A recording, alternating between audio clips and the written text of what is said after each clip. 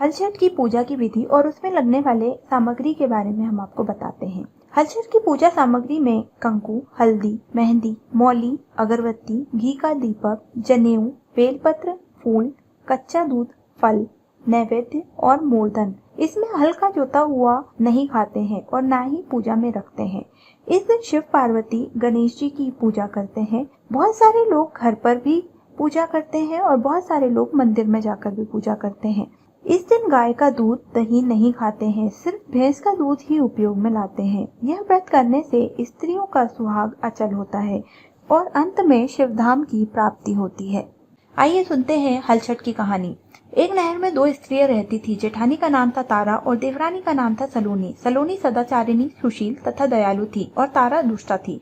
एक बार दोनों स्त्रियां थालियां लगाकर परोसकर ठंडी होने के लिए रखकर बाहर बैठ गई। उस दिन सलोनी ने खीर तथा तारा ने मेहरी बनाई थी। अचानक घर में कुत्ते से घुसकर थालियां चाट ली। अंदर से चप चप की आवाज सुनकर दोनों अपने अपने घर में भीतर गई। सलोनी ने कुत्ते को खीर चाटते देखा तो कुछ न बोली और खीर बर्तन में जो बची थी उसे कुत्ते को डाल दी। दूसरी ओर तारा ने कुत्ते को घर में बंद करके मूसल से इतना मारा कि उसकी कमर तोड़ डाली। वह अधमरा हो गया। जैसे तैसे बेचारा जान बचाकर भागा।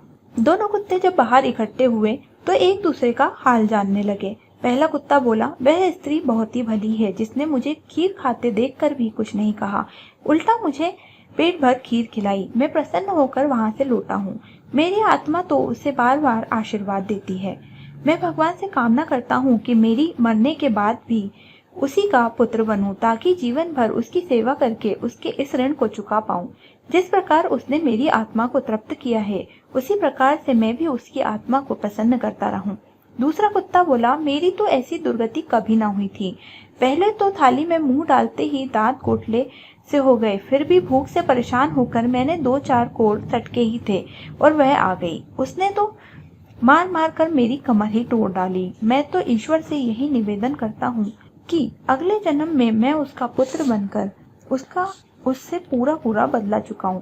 मैं भीतर ही मार से उसका हृदय तथा कमर दोनों ही तोड़ना चाहता हूँ। देवयोग से दूसरा कुत्ता मर गया और उस स्त्री का पुत्र होकर जन्मा। दूसरे वर्ष जब घर घर हलचट की पूजा हो रही थी तब वह लड़का मर गया। तारा को बहुत दुख हुआ, पर क्या हो सकता था। भविष्य में प्रतिवर्ष उसके लड़का होता और हलचट के दिन मर जाता। तारा को संदेह हो गया था कि एक रात स्वप्न में उसी कुत्ते ने आकर कहा कि मैं ही बार बार तेरा पुत्र होकर मृत्यु को प्राप्त होता हूँ।